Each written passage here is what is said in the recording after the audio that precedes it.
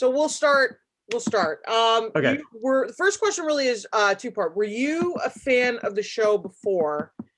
/ were you a fan of like the Twilight Zone? Because that's really what your episode was kind of inspired by. Mm-hmm.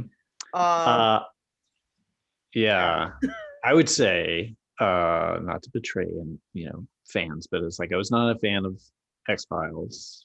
It wasn't like I did not like it, but I'd watched a little bit at the beginning, and I was like, okay. But I am a big Twilight Zone fan, definitely. Like I feel like so many things kind of like spawn off of that root system that creates this tree of all these other sort of like sci-fi weird world projects and stuff. So but and then kind of coming to discover what Darren Morgan's oeuvre is like, and I was like, oh yeah, this is great. I had no idea that it was going to be as insane as that episode turned out to be, just based on the sides that I got. I was like, oh, there's a cool scene. And then you find it, then I got the script. I was like, oh, I'm in this a lot. I'm like the other person in this thing. That was really exciting. You were fabulous. Oh, thanks. Reggie Something. Thanks. Yeah, it was honestly one of my career highlights, just as far as like a work experience and people I'm working with and material and like the range of stuff I got to do in it, the number of costumes I got to wear. A daunting amount of clothing change. How do you approach a show like, I mean, you're a comedian and you're a fabulous comedian. How do you approach going to a show which is mainly dramatic, and how did making it so silly and fun?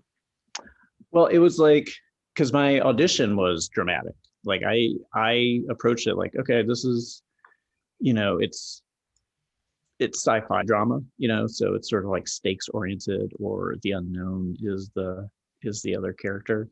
But when I got the part, Darren was like, hey, this might be kind of like, I hope this doesn't screw you up, but your audition, you nailed the dramatic sort of like X-File take on it, but I'm going to have you do a version like that, and I'm going to have you do a really weird, silly version, and I'm going to have you do one that's sort of like feels like it's maybe out of a 1950s sitcom. Like, we would come at each scene, if he felt like he got something that he liked, it's like, okay, now we can try this other thing.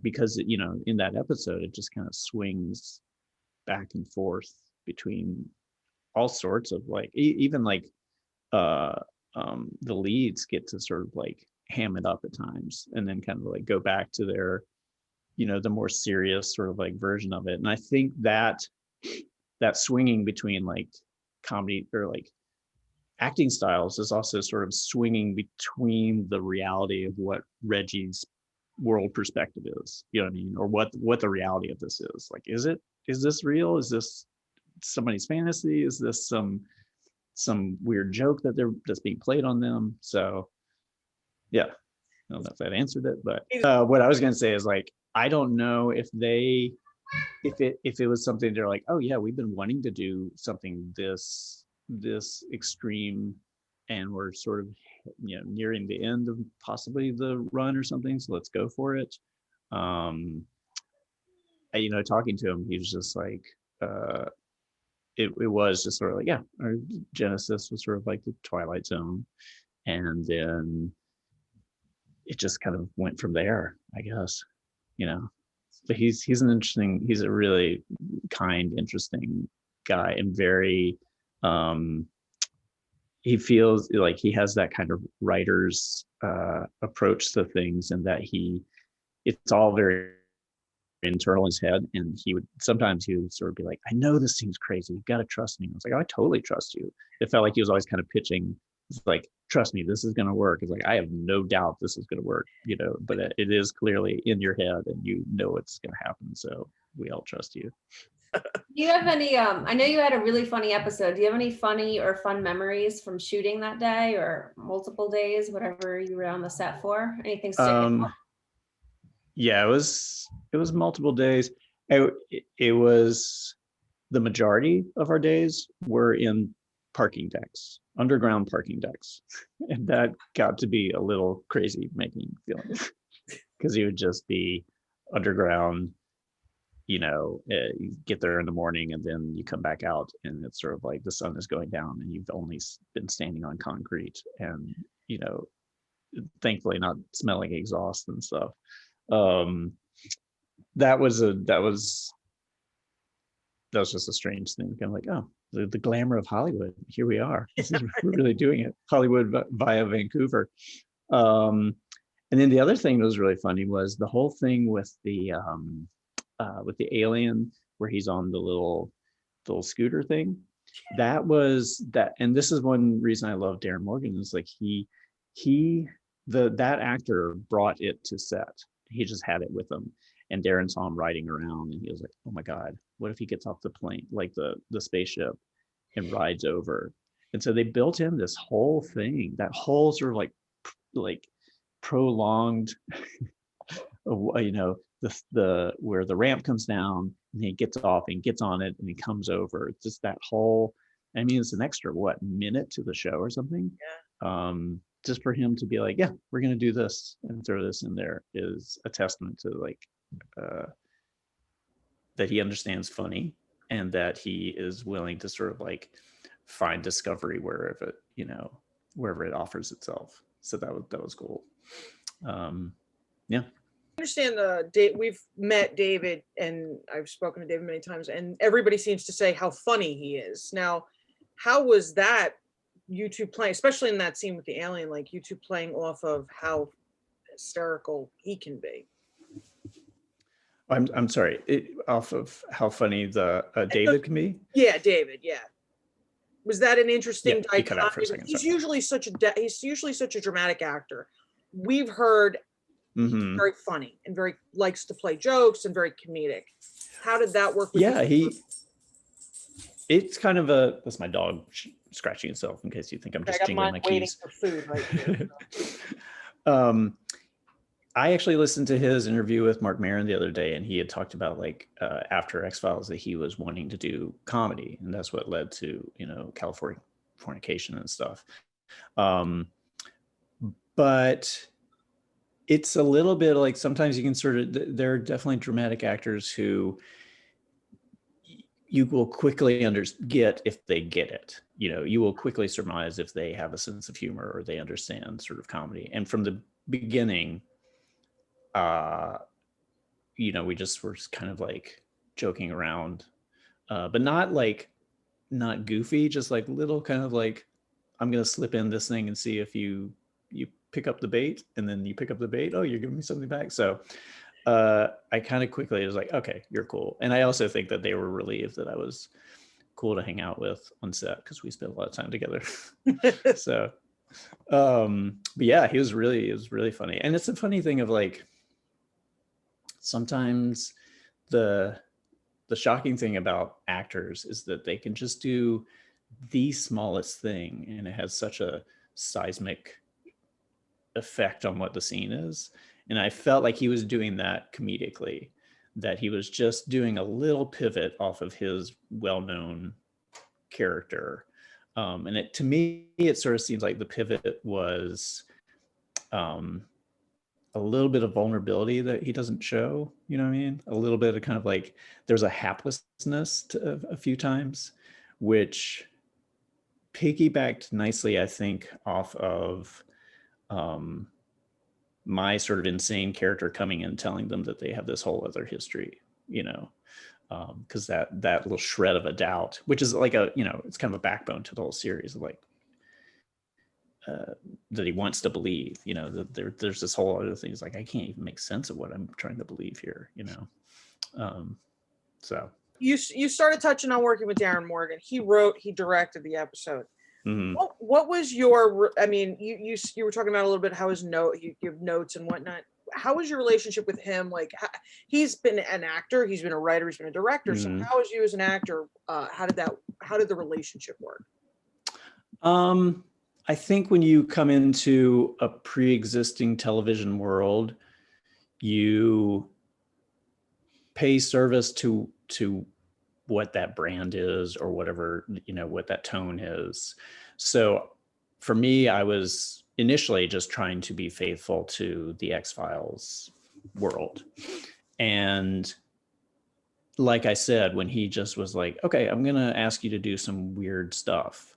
And his delight at the weirder, the better, that as far as our relationship, that gave us both kind of like, honestly, it gave us a little bit of like a,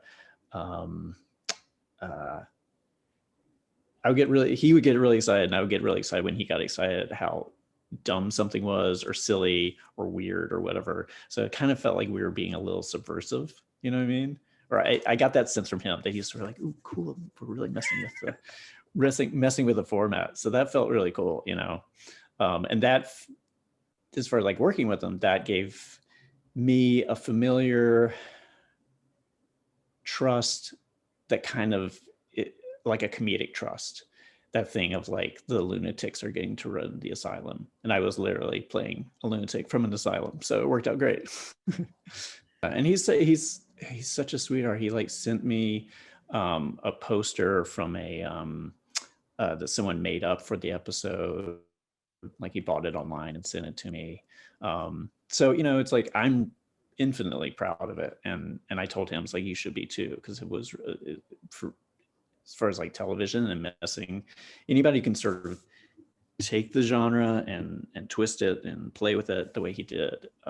It's a real feat. So earlier you had mentioned you weren't necessarily a fan of the X-Files. Mm-hmm. Here you are coming back for the reboot. Why do you think the X-Files continues to resonate with fans 20 years later, 25 years later? Do you think there's anything special about the show that keeps people coming back or attracting new viewers? It's definitely like, I think it's got the motor of it is so simple, and it's just the unknown. Two people investigating the unknown, it's kind of a hero's journey model, if you in a way. So that's just that I think appeals to so many people in so many different ways. That's kind of like the simple version. I think it's just, it isn't sort of like, oh, that was a great show for its time. It's a great show construct and framework that can sort of like exist at any time. And I would say the weirder our world gets, the easier it is to kind of say like, yeah, let's try to find some other truths and other, possibilities that are out there. And then just, as you guys said at the beginning, sort of like with the Twilight Zone aspect of it, people just love the weirdness. I think the weirdness is always, there's something comforting in it. I don't know. It's interesting. Yeah. And I'm impressed that they came back and did more. I wish they would do more and more. We do. I know. We wish they would. I know. They were, like I talked to them. I was like, are you guys excited to be doing it? They're like, yeah, we're excited to be doing it. It's like, but we're much older and it is very demanding. I mean, I did one episode. And so I was there for Vancouver, I think for 10 days. And it takes, it's a lot. We had to do some night shoots, and it's just like you're shooting movies back to back to back to back to back to back, for a whole year. And then year after year, that gets a little tiring. Were you guys were solid like 14, 15-hour days, or were they shorter days, longer days, or did it vary? They varied.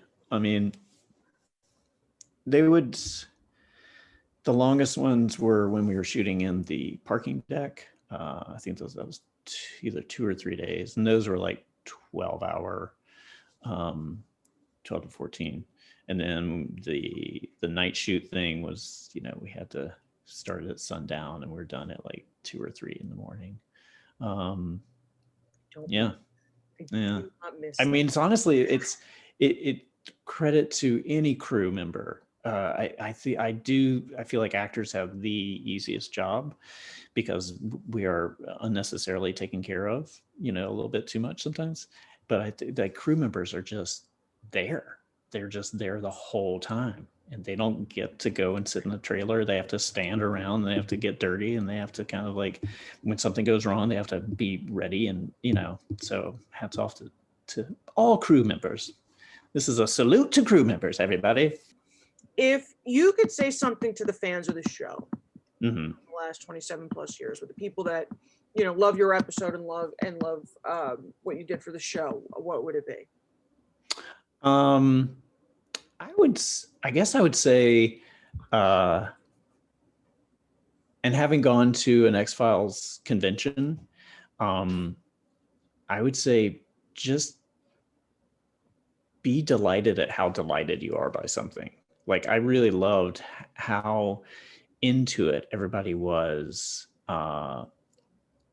and how in the community of it, it might sound a little cheesy, but it is true. It's like, I think anything you can find in life that kind of gives something back to you, that brings you unconditional joy, that's not based on what other people think or need or whatever. If it just is good for you, that's great. And the fact that there's like so many fans of this show and they're so into it and that it continues, I think that's great. And it's also be proud of yourself for recognizing great art, because a lot of people are like, TV is not art, but it's like there's a real artistry to storytelling and science fiction storytelling, and so being a part of that and sort of recognize that is something that you should be happy and proud of. So yeah.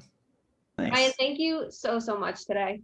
Oh, thanks for having me, guys. This is a true delight, and congratulations on your show and continued success with it.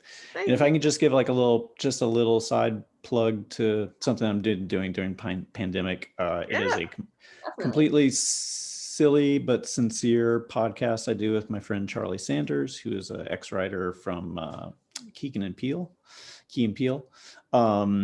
It's called Baldtalk. It's two bald comedians interviewing bald celebrities about being bald. And it's just like, it's a silly conceit that gets into like vanity and then all sorts of other subject matter. So it's just like, it's a good comedy interview show. Do you have Twitter or? I was going to say, can we put the Twitter when we put your? Yeah. We have two locations. There's Baldtalk Pod on Instagram, and then Baldtalk Podcast on Twitter.